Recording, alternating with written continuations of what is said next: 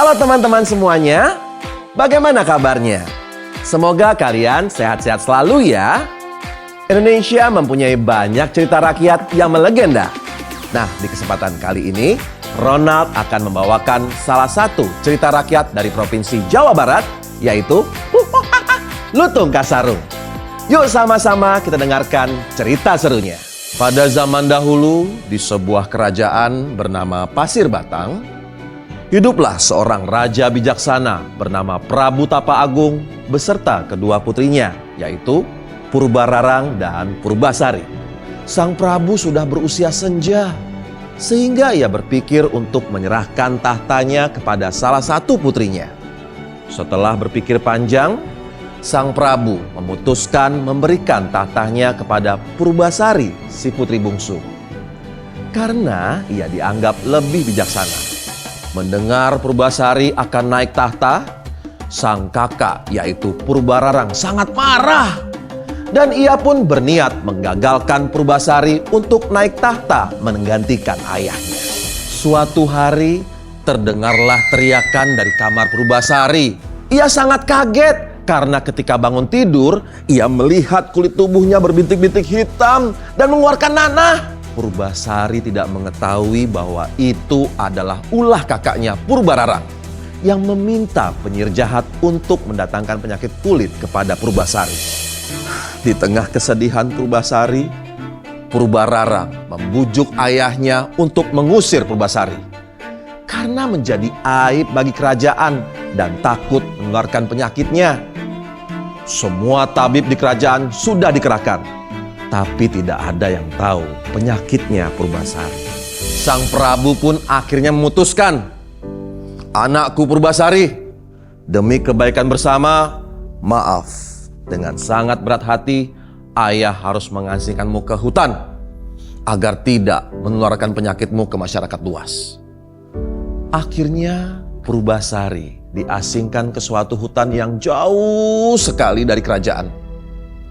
Setiap harinya ia berkaca dan selalu berharap penyakit misterius ini akan sembuh suatu hari nanti. Untuk mengobati kesedihannya, ia bermain dengan hewan-hewan di hutan. Suatu hari ketika sedang berjalan di hutan, ia melihat ada hewan lutung atau kera yang berayun dari satu pohon ke pohon yang lain dan mendatanginya. Setelah hari itu, mereka pun berteman. Lutung dengan setia mendengar keluh kesah Purbasari setiap harinya, walaupun Lutung tidak bisa bicara. "Kapan ya sakitku akan sembuh dan aku bisa kembali lagi ke istana?" Purbasari tidak mengetahui bahwa Lutung ini mengerti perkataannya karena sebenarnya ia adalah seorang pangeran tampan yang sedang turun ke bumi dengan misi mencari wanita secantik ibunya di kayangan. Purbasari memanggil sang Lutung dengan sebutan Lutung Kasarung yang artinya lutung yang tersesat. Suatu hari sang Lutung menggandeng Purbasari ke sebuah telaga dan sang Lutung pun menunjuk-nunjuk telaga tersebut. "Kamu mau aku membasuh tangan dan kakiku ini dengan air telaga ini?" Lutung pun mengangguk. Purbasari pun menurutinya. Secara ajaib, penyakit kulitnya hilang tak berbekas. Kabar sembuhnya Purbasari terdengar oleh kakaknya Purbararang. Ia pun panik dan langsung menyusul Purbasari ke hutan ketika Purbasari sudah dalam perjalanan ke istana bersama Lutung Kasarung. Purbararang dan suaminya yang tampan, Indrajaya, merasa terancam kedudukannya dan memberikan ujian kepada Purbasari bila ia ingin kembali ke istana. Ujian pertama, Purbararang berkata, "Jika rambutmu lebih panjang daripadaku, kamu boleh kembali ke istana." Setelah Purbasari mengurai rambutnya, ia bisa memenangkan ujian pertama karena rambutnya lebih panjang dari Purbararang. Ujian kedua pun diberikan Purbararang. Tapi kali ini Purbararang yakin Purbasari tidak bisa memenuhinya. "Purbasari, jika kamu bisa memperlihatkan calon suamimu yang lebih tampan dari suamiku Indrajaya, maka kamu bisa kembali ke istana." Purbasari sangat sedih dan bingung mendengar ujian ini Karena di hutan ia hanya tinggal dengan seekor lutung saja dan tidak pernah menjumpai manusia yang lain. Tapi suatu hal yang ajaib terjadi. Karena sang lutung ingin menolong Purbasari, dengan kesaktiannya, lutung Kasarung berubah wujud. Aslinya kembali yaitu Pangeran Gurumida. Seorang pangeran dari kayangan yang dikutuk menjadi lutung dan turun ke bumi. Pangeran Gurumida pun ternyata lebih tampan dari Indrajaya, suami Purbararang.